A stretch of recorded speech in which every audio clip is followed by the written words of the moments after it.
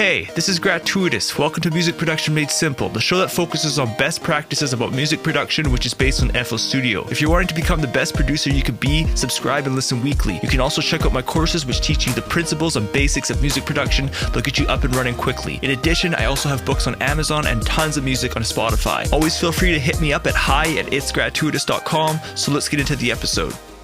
Alright, hey, what's up everybody? Welcome to episode number 16. In this episode, we're going to be talking about building a custom computer for music production. So I've actually created a video for this when I actually built my custom computer. It's a 2-part video series. I share with you the parts I bought, why I bought them, and then I also share with you how I actually put the computer together. Okay, so you can just check it out on YouTube. The link will be in the resource section on this episode page. You actually have to come to my website for that, okay? So again, this is episode number 16. So before we get into the episode, I just want to share about my camera situation for my courses. So I actually had a huge learning curve here. So over my years, I was always using just this camcorder. It's like a Canon Vixia. I think it's an HF400. And a camcorder, since it doesn't have like a big sensor, it doesn't pick up, it's harder to get a better picture in low light conditions, as well as you're not able to get like that nice blurred effect. And especially since now I'm trying to use this green screen, I'm wanting to upgrade this camera. Okay, so I told you, I think it was 2 episodes ago, I was talking to you about my camera and the problems I was having about the camera turning off by itself, or when you plug in HDMI, it still has like information on the screen, such as like the battery information, the autofocus, and stuff like that. So what I discovered was you want a camera with a clean HDMI output. And the Canon cameras, the lower end ones, I actually have the Canon 80D as well as I have a Canon M6, and both of those do not have a clean HDMI out. And so what that means is that the battery information or like the autofocus is always there. So if I want autofocus, you're always going to see a little box around my face, which is, that's not professional. So in order to get around that, I would have to put it to manual mode. In other words, if I wanted to share something in the camera nice and close with you, I couldn't do that as I was actually recording the video. And then in addition, the camera would turn off automatically, even though I have like a dummy battery. And a dummy battery just allows you to have your camera on all the time. Nowadays with streaming, like with gaming and stuff like that becoming so popular, these streamers, they're using all these different cameras. So the camera's on all the time, right? So you have to put in a dummy battery to do that. And then you just disable the auto shut off on the camera. So what I discovered was, since I use a capture card, it's by Elgato, okay? That's the company that creates these capture cards. There's other companies too. But anyway, so Elgato actually has a website where they talk about the different cameras that you can use for streaming, and they give you all the different specs on it. I'll leave that link in the show notes here as well on my actual website. And so I actually ended up purchasing a new camera that allows me to get autofocus, get a clean HDMI out. So from here on going out, I think I'm set up. I don't have to worry about all these little nuances because, the thing is, if I'm trying to create a course, I want to focus on teaching. And if I have all these like little distractions going on all the time, such as like the camera shutting off or, it's not being focused on my face or, just stuff like that. It's like it distracts me from teaching you. So now I'm going to be good. I have this boom microphone, which I talked to you about. That picks up my audio really, really good. I'm going to have an awesome camera here now, which is autofocused. And then I have an awesome computer here, which we're going to be talking about in this episode. I built this computer for more of, solely music production based. However, I also do like video production since I do these courses. So I some things that I put into this computer may not be necessary for you. Okay. So that's just a little rundown for you guys, from some information for you guys to be aware of. Again, now that streaming is becoming popular, it's important to have a camera with a clean HDMI out if you want to use a camera with autofocus and have a clean image that you can use for courses or streaming or whatever. Okay. So like I already mentioned, I have an in-depth walkthrough video going over my personal music production computer. I think I built this computer around 2016 to 2017. But again, I explained why I purchased the parts and how we put it all together. It was actually my first computer that I ever put together, and it went really, really good. I'm talking to you on the computer right now. One thing I want to share with you is ImageLine, the makers of FL Studio. They always keep an up-to-date page about what's the best computer parts to buy for music production. They talk about like the CPU and everything like that. I will leave that link in the show notes as well.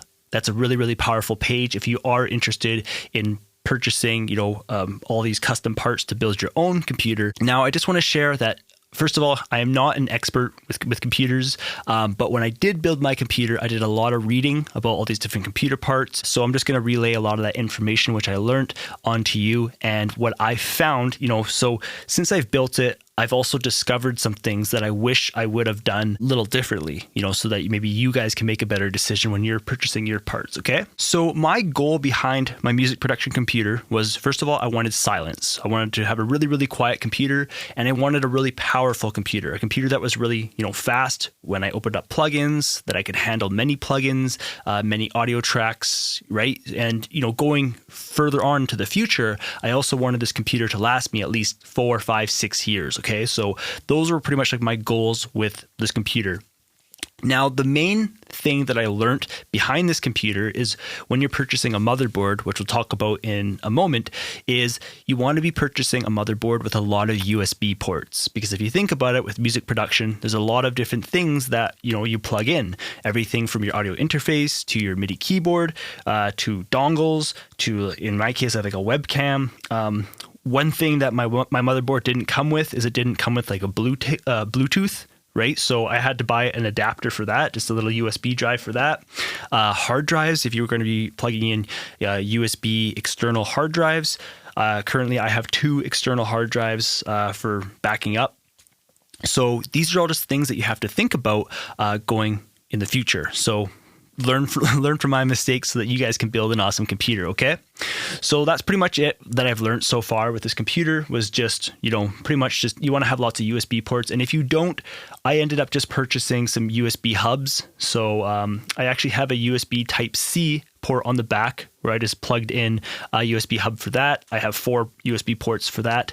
And then off the front, I have a USB 3 plug-in with the hub. Okay, so let's discuss the components of a computer and what we're focused on for music production, okay? So things that you may need with your computer is like a CPU, your motherboard, RAM, power supply, hard drive, your computer case, and then maybe a video card, depending on what your goal is with your actual computer. Nowadays, your CPU actually has a video card built in. And then your motherboard, many times you can even have 2 monitors off of your motherboard, off of that CPU graphics card. There's all these different routes you can take. One thing I will mention, since we're talking about the video card there, is I actually had some trouble plugging into the motherboard video card and also a video card at the same time. So just for normal browsing, it was fine. But if I was going to be doing video editing, many times the program would crash. So my way around that was I actually just plugged my monitors right into my actual third-party video card, not off my CPU. And that has avoided all the problems. And then I'm able to get all the benefits out of that video card, for like rendering and all those kind of benefits, okay? So like I'm saying, some of these are the essentials. Others will depend on your needs. So let's cover these parts that you need more in depth for music production, okay? So we're going to talk about the CPU. So the CPU is like the most important part of your computer. It's like the brain of the computer, and it does all like the calculations, okay? So this is the thing with music production is solely based on your CPU. And, if you have like a small buffer size at like 256 or 512, and once your projects get larger, you can get like these underruns. Like, yes, you're going to get lower latency, which means that you will be able to record easier without delay or play like your MIDI keyboard without delay. But, again, you can get underruns. Now, if you have a more powerful CPU, you will be able to, run larger projects at, lower buffer sizes. But again, once your project starts to grow, even for myself, I still have to increase my buffer size to like 1024. But again, make sure you're using like an ASIO driver, as well as an audio interface that has properly good coded drivers. Do your research before you purchase an audio interface, because over my years, I have had audio interfaces where using just ASIO for all has actually given me better results than my actual audio interfaces, coded driver. Nowadays, I'm just on the Focusrite Scarlett 2i2. This is the 2nd generation. They now have a 3rd generation, but the 2nd generation has been an amazing audio interface, just to let you guys be aware of that. Now, the biggest thing to look at with your CPU and what ImageLine tells us is that the single core speed is the most important out of your CPU, okay? So when you look at CPUs on Amazon, for example, you'll see that there's like 2-core, 4-core, like 8-core, 16-core and stuff like that. And you may think that, like, wow, like, this 8-core, I'm going to get that because that's going to be way better. I'm going to be able to process way more. And the thing is, there's pros and cons to this, but we're focused on this single core speed, okay? And, so what that means is that single core can actually calculate all these, calculations very, very fast, okay? So, over the years, computers have they've progressed very, very fast. Now we're seeing 8-core CPUs, which is, back in the day, even seeing like a quad core, a 4-core was crazy, right? It was just like, whoa, like, these CPUs are advancing. Now, again, just because a computer has more cores doesn't mean it will be the best CPU for music production. Like I'm saying, it might have some other benefits, like maybe being able to handle like more tasks, but that single core speed is what ImageLine recommends, and that's just because it will be able to calculate things faster on that single core. ImageLine actually has some helpful information about your CPU in terms of how like the threading and stuff all works. Like, so with your audio, you have the option to, route one insert to another insert, like for example, for subgroups or for sends and stuff like that. And for me reading that, it was like when an insert is being routed around, that is still following like the one core or whatever. From my understanding, it's just like, that's just how CPUs and coding works. It's like you can't spread that across multiple cores. So that's why the single core speed is really important, because that one process that it can calculate that faster. And if you think about it, it's like we have EQs, compressors, and then if you're routing all this audio all around, it's like you're making more work for your computer. So that's why they recommend the single core speed, so it can do those calculations faster, okay? Now, just to give you a little idea of, the industry, so there's two leaders. There's like Intel and AMD. Intel has been like the leader for many, many years, but recently AMD, and they're the makers of like the Ryzen CPU, they've really stepped up their game and they're now competing. In all honesty, for my next build, I will be taking AMD into consideration just to see where it's at. And something that's really, really cool when this stuff happens in the industry. So for example, like I was saying, Intel was always like kind of like the leader for many, many years now. Now AMD is starting to step up their game. So what that's going to do is, first of all, it's going to create innovation. Okay, so these two companies are going to start trying to create new features and stuff, which is good for the actual industry as a whole. Like not just music production, also like anything to do with computers, right? Like video editing or graphic design, everything like that, right? And then it's also going to lower the prices, and you're going to get better performance and features. So it's really just like a win for the consumer many times, while these companies kind of duke it out. Okay, so let's keep moving forward here. So now, with your CPU, you need some type of cooling. And there's actually many ways to cool something. So it can either be through like air or through like a liquid, or through like heat transfer of like, different metals and stuff like that. So I didn't want to go the liquid cooling route. I've just never really felt comfortable with like liquid inside a computer, even though nowadays they create heat sinks, and a heat sink is just what you put onto your CPU to dissipate the heat. Otherwise, your CPU will overheat. Again, you need some type of cooling.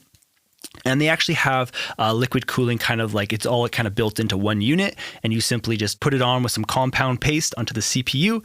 That just helps distribute the heat, and then the liquid cooling is all kind of it's sealed. It just comes from the factory. I personally just went for a heat sink with like the metal and the air. I went with a Be Quiet brand. They have different models, but again, my whole goal here when it deals with fans is I wanted quiet. Okay, that was like my goal. I didn't get like the top of the line, but I got a more expensive brand here on the heat sink, because many times that CPU, it can run hot, and you want to make sure that heat sink can handle the heat, and that fan isn't just kicking into high gear, because again, noise, right? Now, when we're also dealing with this CPU, something you want to be looking at is what's called the socket size, okay? And this is going to integrate with your motherboard, which I guess we will talk about next. So the socket size is the actual size of the CPU. So when you place your CPU inside the socket on your motherboard, where the CPU goes, you have to make sure it's the same size. And that's just called the socket size. So for example, the one I'm currently using is called an LGA 1151. And just over the years, this model changes every once in a while, okay? And you just have to make sure that your CPU size is the same as your motherboard, and that's it. Now, your motherboard is what allows all your components to work, okay? So when you're plugging in your CPU, a video card, RAM, hard drive, all that kind of stuff, or like even like your power supply, like all that stuff plugs into the motherboard in order for everything to operate. And, through my readings, motherboards nowadays, they're all really, really similar for the most part, except for, some features such as like, some might have more USB ports, or some might allow you to plug in more RAM or have like more PCI slots. Now this is like where like your video card would go, or I already talked to you about like a capture card, and that just allows you to plug in like a DSLR camera into it, or even if it comes with like Bluetooth integrated and Wi-Fi. Sometimes these motherboards have these different features, and if you look at like $150 version to like a $300 version, or even a version that is maybe an extra $40, these different models that you can purchase, these are kind of like the different features that come with these motherboards. But in terms of like how things are work on a computer, the motherboard, give or take, is going to operate pretty much the same. Now, when it comes to your motherboard, you just want to look at the form factor, because this will dictate your computer case. So there's different form factors, and what that means is just the size of your motherboard. So for example, there's like ATX, or there's like micro ATX, or like I even noticed there was like a mini ATX. So again, these are just different sizes. I just have the normal, I think, ATX in my computer, just a normal computer. So now let's just jump into some RAM, okay? So RAM is kind of like memory, where your computer stores information on, so it can grab it really, really quick. But once you actually turn off your computer or restart your computer, your RAM resets, okay? So it's not like a hard drive where you actually save files on. It's a way for computers to kind of store information to access really, really fast. Now, some common questions about RAM is how much RAM should you get? What speed should you get? What type of RAM, in a sense of DDR3 or DDR4, and then what brand, as well as you want to be careful of height clearance to the heatsink, okay? Again, the heatsink is what goes on the CPU, and when you plug in this RAM, sometimes there's issues with clearance. So you just have to make sure that you have the proper clearance on this RAM.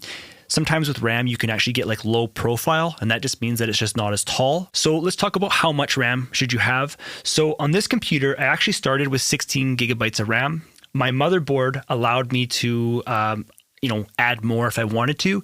But at the moment, 16 gigabytes was fine for me. I was just making music. I was doing some kind of, I was doing kind of medium video editing, not super heavy video editing. But in later years, since I've been doing video editing quite harder, I actually purchased 16 more gigs of RAM. I think it was only like an extra $150 now. And so now my computer actually has 32 gigs of RAM. So if you guys are building a computer, I'd probably say just go 32 gigs of RAM. 16 will be fine, but things are becoming more affordable now. I would say go for 32 gigabytes of RAM. In terms of what type, so you're going to be looking, there's going to be like DDR3, DDR4. Now you have to reference your motherboard, okay? Your motherboard will state its specs, its specifications, and it will say, it accepts DDR3 or DDR4. And again, I haven't really looked on Amazon. There might even be like DDR5 or whatever now. But again, you just want to check out your motherboard, look at its specs, and it literally will tell you what RAM to buy. So in my case, I purchased DDR4 RAM because, that was like the newest thing at the moment, and I wanted my computer to be, very, very high quality for the time being. Now, your RAM also has different speeds. So for example, there's like 2033 megahertz or like 2400 megahertz. Again, you just want to reference your motherboard, and it will share with you, what speed to buy. It also shares if you want to start getting to like overclocking, which I personally don't suggest. I want a nice stable computer. Overclocking is if, when you want to push your components harder, to drive them harder to get better performance, but you risk your computer not being as stable and stuff like that. Nowadays, the motherboard software. So once you actually put your computer together, the motherboard, it has its software. Many times there is like a one button click if you want to kind of overclock at, in a safe way, just to get some more performance out of your computer. So, you can always approach it that way too. Okay. So again, the questions for RAM was, how much RAM should you get? I, at the moment, have 32 gigabytes of RAM. What type? I got DDR4. But again, check the motherboard. It's going to tell you. For the speed, I think I got like 2133. Again, I just referenced the motherboard specs. And then, so just, make sure that the RAM is going to clear in height. I think many times it will share the actual dimensions of the RAM so that you can kind of get an idea. You can also ask questions into Google, and because computer parts are purchased so much by so many people, and many people love computer parts. They love buying them, testing them out for performance and doing reviews and stuff. So information's pretty easy to find. For brand names, I just went with Corsair, but there's tons and tons of companies out there. Now, when it comes to your actual power supply, so you just want to make sure that your power supply powers your computer properly. So you don't want to cheat yourself here. And there's also different ratings in a sense of there's bronze, silver, gold, and platinum and stuff like that. And I think the whole goal behind this is just efficiency. So in other words, for what you're getting in, are you getting out? And being an electrician, this is this was always talked about in school. It's power in equals power out. That's watts. But once you start introducing inductance and capacitance into these circuits, you start getting into what's called this power triangle. And all it is just Pythagoras theorem. And in other words, your power in may not be your power out. So you may be paying more than what you're getting. And that's just called efficiency, okay? And if you're going to be going for a platinum, you may, be paying, more for what you're getting in a sense of your power bill, okay? So in terms of your actual power supply, again, you just want to make sure that you're not underpowering your computer. And there's lots of actual websites out there that will tell you, all the components and what the wattage is going to be. And then you can just purchase a power supply based off of that. Okay. So for example, just into Google, just type computer power supply calculator. Now, one of the biggest things I can stress to you about the power supply is to get a quiet power supply. Over the years, in my experience from having many computers over the years, I've always found it's been my power supply which starts to make noise. Usually at the beginning, typically it's fine, but later on, for whatever reason, this power supply just starts making noise and there's really nothing you can do about it. So in my opinion, even if it's the same wattage, for example, let's just say you purchased a 600 watt power supply, if the price is an extra $70, $80 for a silent version or a super, super quiet one, in my opinion, I feel it's worth it because for music production, silence is huge, right? Now let's talk about your hard drive, okay? So nowadays, a solid state hard drive is a must. It's a necessity. The speed, going back to a regular platter hard drive, just a regular hard disk, I never want to go back, right? Even just turning on your computer, how fast a solid state hard drive is honestly just amazing at how fast it is. And then, loading programs and everything like that.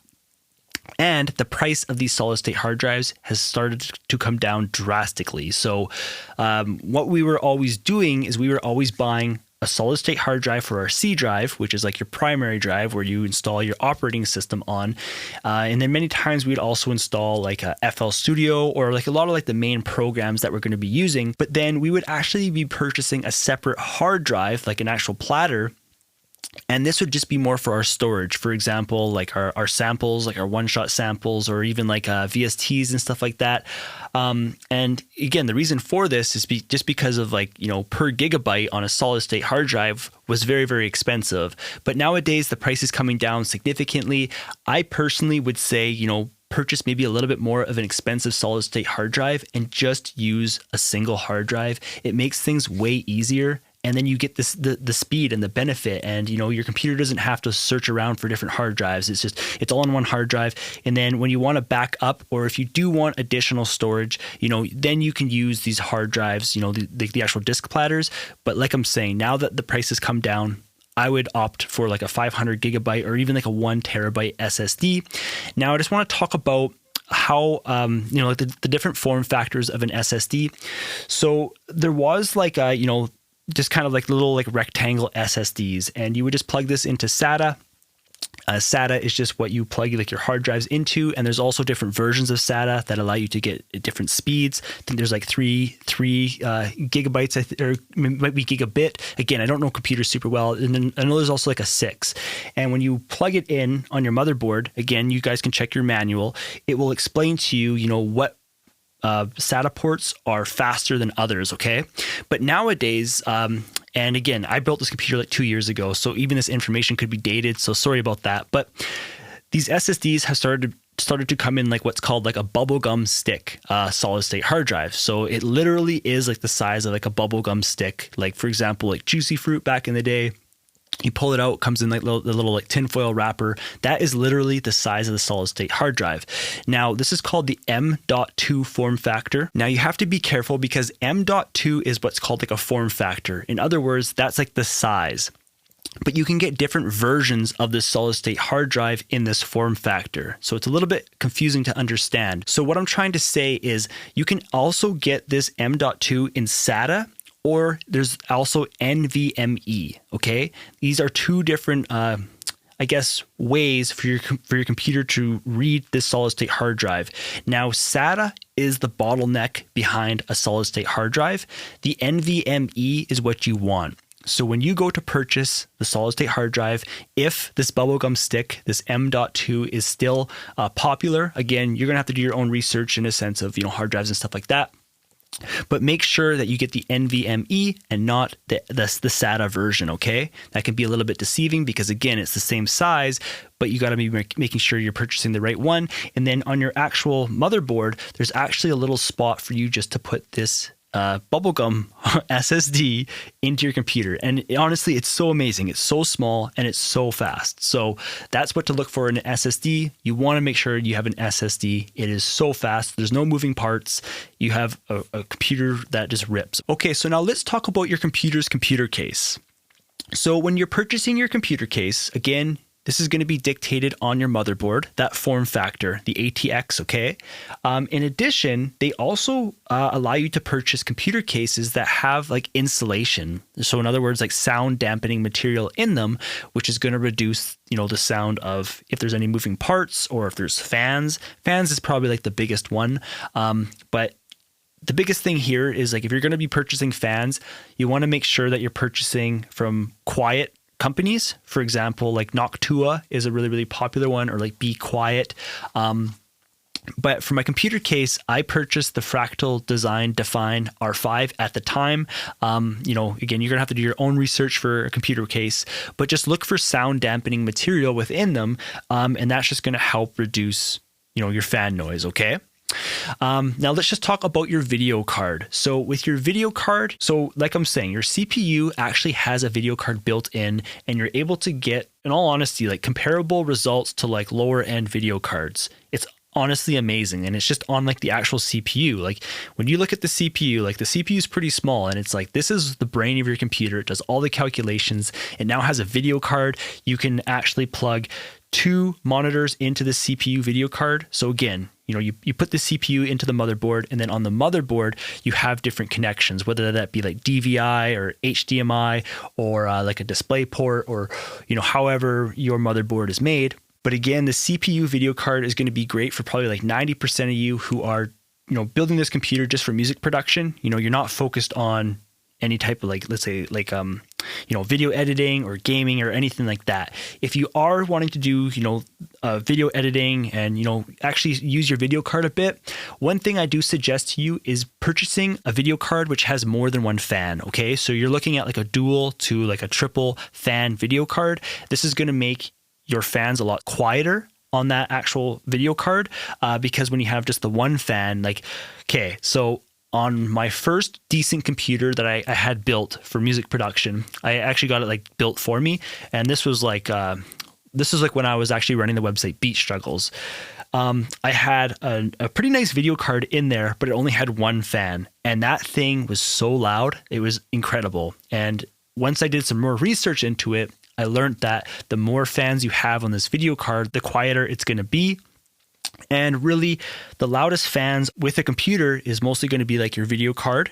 In addition, the heat sink. That's what actually, connects to the CPU to dissipate the heat. And then you have a fan on that heat sink just to help, cool it down as well. Okay, so, like the heat sink and the video card are typically going to be like your loudest fans in my experience on a computer.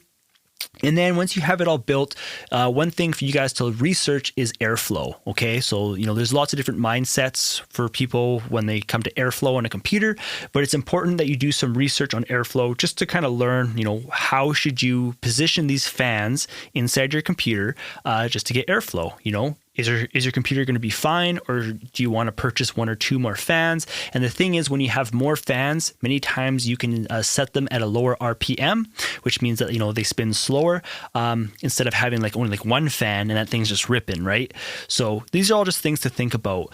Now, I think that's pretty much everything when it comes to a computer for the most part. If I missed something, sorry, but I just made my list here about the main components of a computer. So again, that's the CPU, the motherboard, the RAM, the power supply, your hard drive, your computer case, and then a video card, depending on what you are using a computer for. Many people will say, with music production, oh, you never use a video card. And well, it's kind of true. And why I say that is because some plugins actually take advantage of, acceleration and stuff on a video card. But like I'm saying, your CPU video card will be able to handle that kind of stuff. You want a third party, a more expensive video card, again, if you're into gaming or video editing and you want to take advantage of rendering or, playback and, speed and stuff like that.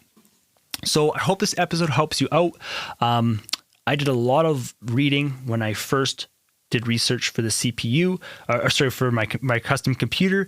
In all honesty, I'm really happy with how it turned out. If you guys have any questions or whatever, you guys can always reach out to me. But again, check out that video that I've created on YouTube. It's a 2-part series. I broke it in half because it would have been too long. The one half of it, I go over all the parts. And again, all that information was fresh in my mind. So I'll be able to relay that information onto you a little bit better. Again, it's going to be a little bit dated because I built this computer, in 2016, 2017. And then the second part of that series is actually putting together the computer. Okay, so I hope you guys like this episode. Let me know if you guys would like to, me to talk about a certain topic or whatever. If not, like I said, I'm always just going to kind of pick and choose just different topics I want to talk about each week. And if you guys like this podcast, you guys can always support it for $5 a month by coming to itsgratuitous.com/podcast. You guys will see a button there to subscribe for $5 a month. You guys can cancel anytime and it would be much appreciated. So thanks for checking out this episode and I'll talk to you guys in the next one. Thanks for checking out the episode. If you had any questions, visit itsgratuitous.com/podcast, select an episode and submit your question at the bottom of the page to the contact form. If you'd like to take my FL Studio courses, see my current studio and podcasting gear, read my books, or are interested in lessons, visit the link itsgratuitous.com/learning. That page will redirect you to more info and resources. I hope the best with your productions. I'm Gratuitous, and I'll see you in the next episode.